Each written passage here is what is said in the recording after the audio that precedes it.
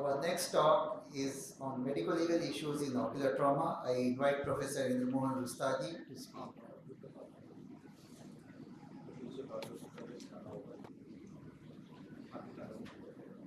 Good morning. So after Sir Pandey sir talk, we come to the issue of medical legal issues and ocular trauma.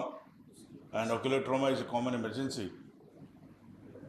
So as sir has already explained that good faith concept is no longer applicable, and the major things to avoid litigation in whatsoever way, whether it is ocular trauma or so, one is proper case selection, another is effective patient communication and standardized medical care. You have to have clear documentation and a timely referral in cases of especially ocular trauma if required. And out of the all litigations in ophthalmology, around 6 to 9% cases are from ocular trauma cases, because at that time surgeon or physician or emergency attending doctor, they are after the life of the patient, not after the eye. So once the ocular trauma patient comes to the emergency, we have to identify the medical legal cases and we have to classify the injuries. Then if after classifying the injuries, we have to report to the authority or police, then we should especially fill the medical legal form, and then we should start the treatment. This is the ideal thing. So the ophthalmologist must integrate a forensic assessment into their practice or attending the patient. While considering, we have to have a proper evidence, we must have a proper interpretation and a proper documentation, because these all three things, they have a significant impact. So eye injuries as such can be accidental or inflicted one, and so they are always associated with legal problems. So document compulsively. If it was not documented, it was not done. This is the dictum.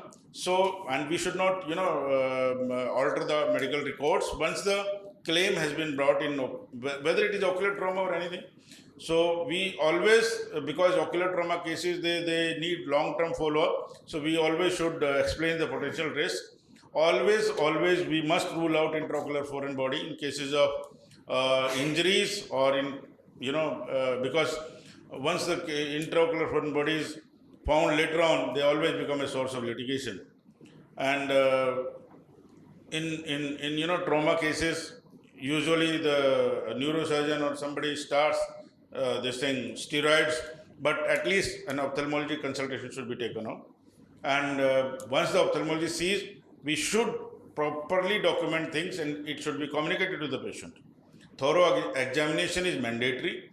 If there is any even slightest history of eye injury, and specific signs should be looked for, that is especially the visual acuity, and this is an IOP also. And if we are in dilemma, we should use local anesthetic drops. So this is basically the classification of BATS classification. We should know it. Then there are three major categories. One is open globe, another is closed globe, and third is chemical injury. So these are the basic, lesions which are seen, especially the foreign bodies, but internal injury, especially the retinal tears or penetrating injury or severe blunt trauma, they require special attention. The medical legal duty starts right at the first clinical examination, and how the injury was sustained, we should know the history, what to look for, and especially the below fracture.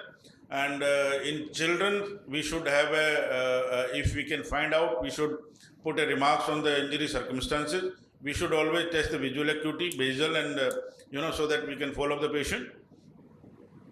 And if there is a foreign body, we should note down the location and exact documentation of the foreign body.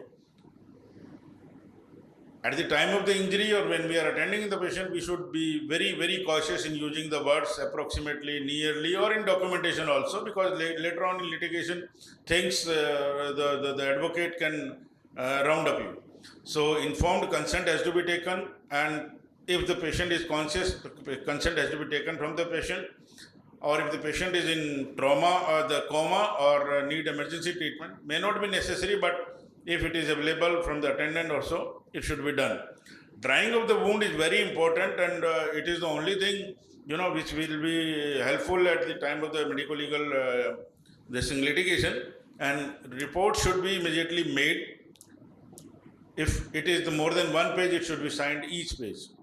Report should be clear, legible, concise, complete, and it should document complete, it should be unbiased one.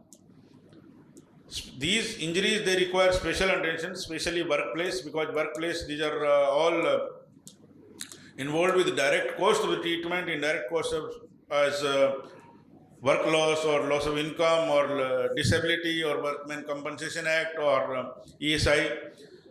On the job eye injuries, they are a major cause of the socioeconomic damage, morbidity of the patient, mortality, the mortality also, disability also.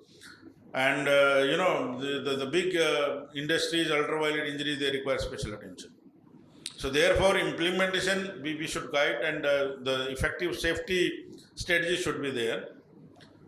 Especially assaults, acid assaults, falls, head injuries, and domestic settings. These are becoming again an important thing, especially in fights or divorce cases. So we should always do tests that, essential test. Patient is telling that eye is shrinking down, okay, ji, kal dekhenge. So that should not be done.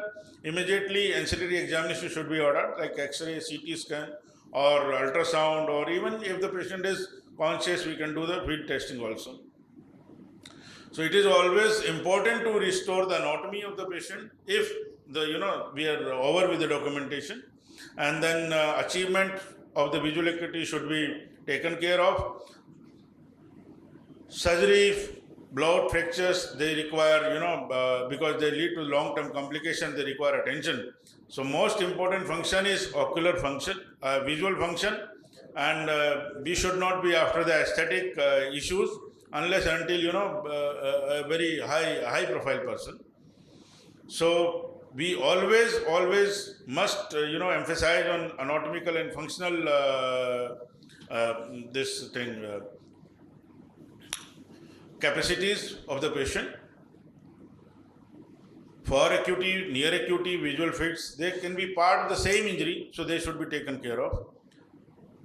Ophthalmologists must have the skill to interpret trauma mechanism, and they should be able to correlate at the time of the medical legal examination, or that is the time of cross examination also.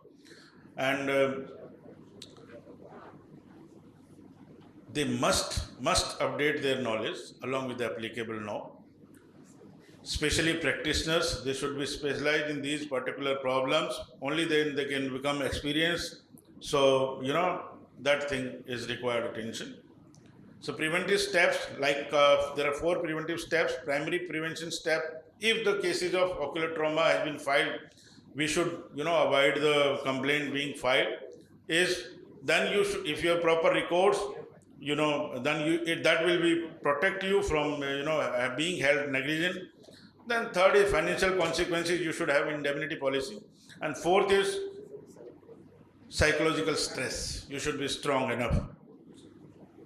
So while industries, we should, if you are a professional ophthalmologist or some kind of the industry advisor, you should advise this thing to the industry that occupational injuries should be avoided. School children, they should be educated, by giving lectures and public awareness also. Thank you very much. Thank you, Dr. Indermohan. He has given nicely explained the medico legal on trauma cases. Thank you very much.